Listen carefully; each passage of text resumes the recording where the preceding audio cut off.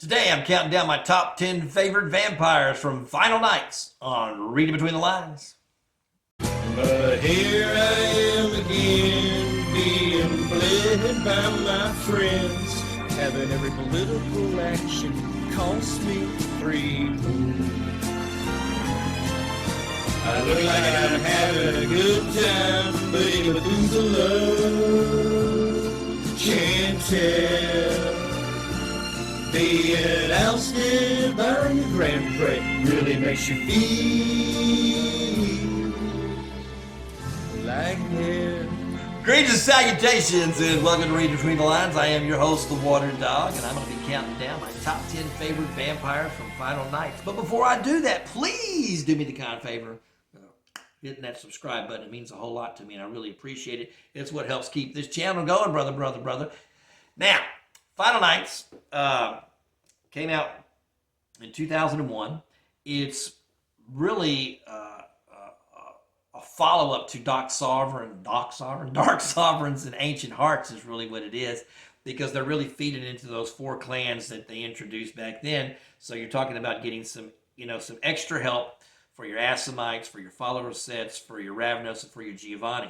Now, for me, it really sparked a big dive into the Giovanni, which was something I really wasn't playing that much of. I was really just kind of using the small ones for their dominate at the time.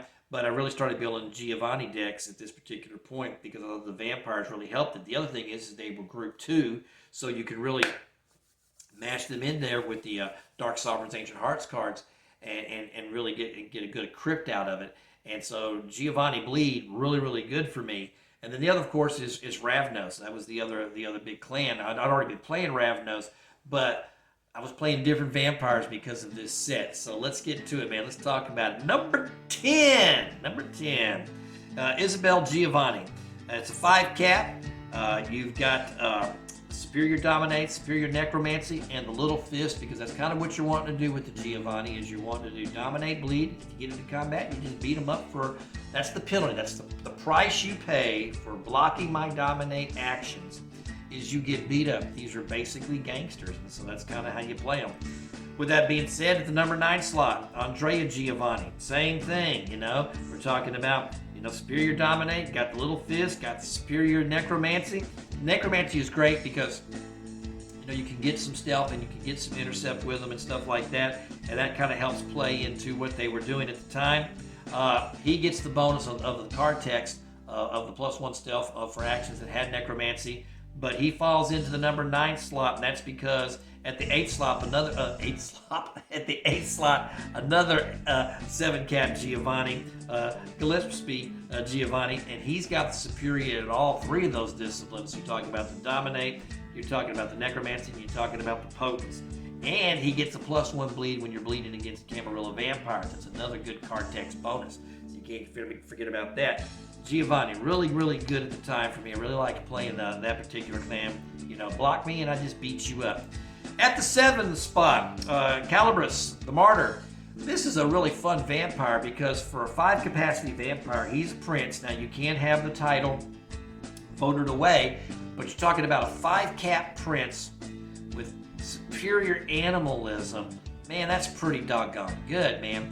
Because at worst, if somebody tries to bleed you, well then, you can unlock with your animalism, and then you still got the 2 intercept, or you can just use the second tradition and unlock and do all that. There's a lot of different things that you can do, and he could just sit there and block actions at the 5 cap. And for me, it was very rare that he lost that title. It's very rare that he would lose that title. And so I loved him in my animalism decks and in my Nosferatu decks, simply because he was one of the few vampires at the low capacity that you could block with effectively. So that's why I liked him. Coming into the number 6 slot, Christianus Lionel, the Martyr Chronicler.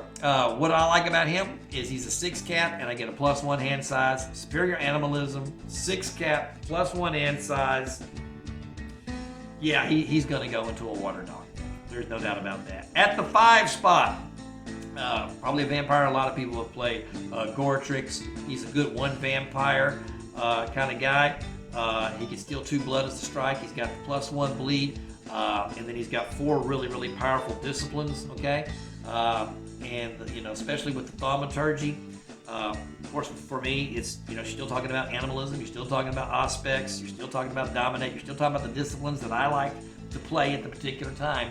And he's just really good. He's just a really good staple vampire. Not a clan that I played a whole lot, okay? Typically speaking, with him, I was putting him in some specific decks and usually playing with him kind of a standalone to a certain degree. But really, really good vampire. Going to the 4 spot, Tariq the Silent. What can I say? Man, if you can't have a blood hunt called on you and you can go out and kill things, what more do you want? And the penalty doesn't really hurt you as much. You know, what do you lose? What?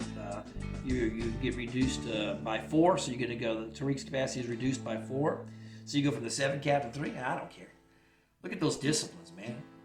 Look at those disciplines. You've got 4 great disciplines: aspects, fortitude, obfuscate, quietus. And don't even forget that even though celerity's at the inferior, that helps you get that additional strike, because typically speaking, you're going to do what my buddy Chris Franklin did to me out in Dallas a few years ago. Put a flamethrower on that bad boy, and you just go hog wild. That's kind of what you do. And you just burn vampires, and then, you know, send them to Topor, and unlock with some fortitude, and then just go eat them, and, you know, time for the next meal, and just clean the board and control the board with Tariq. One of the things that Tariq can really do very well is control the board.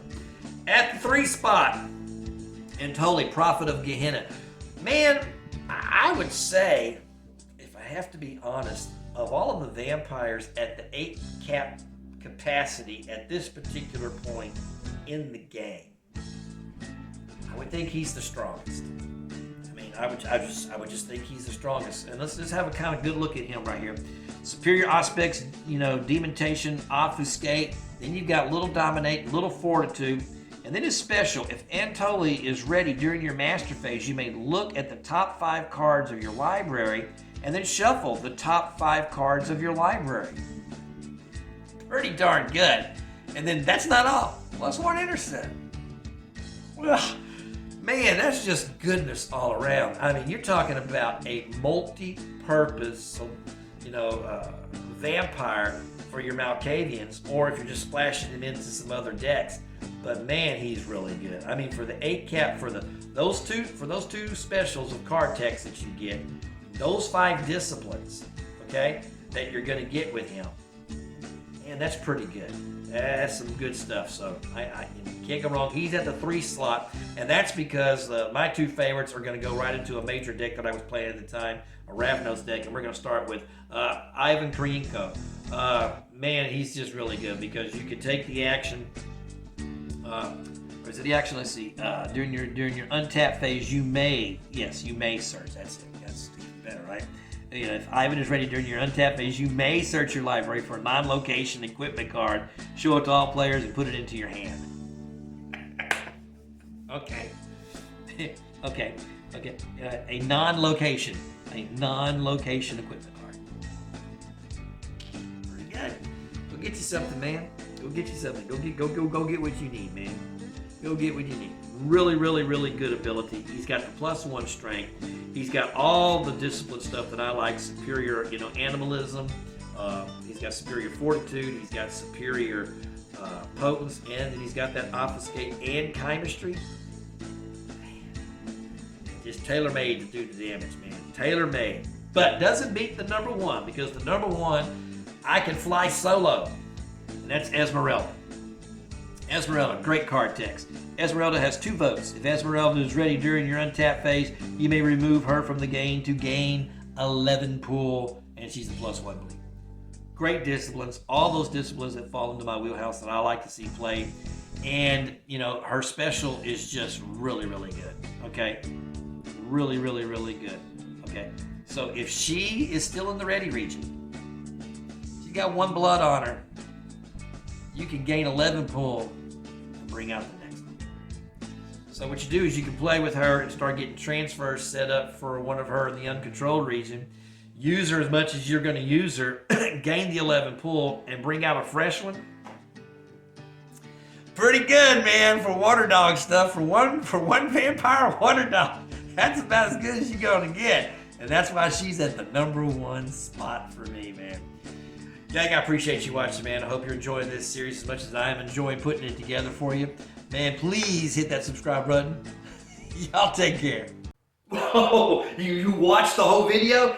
Hey, thanks for watching, man. I appreciate it. If you like what you've been seeing, please don't forget to hit that subscribe button. Y'all take care.